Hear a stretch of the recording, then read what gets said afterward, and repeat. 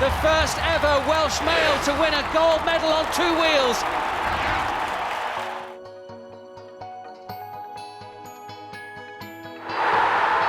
Wales are storming to the title.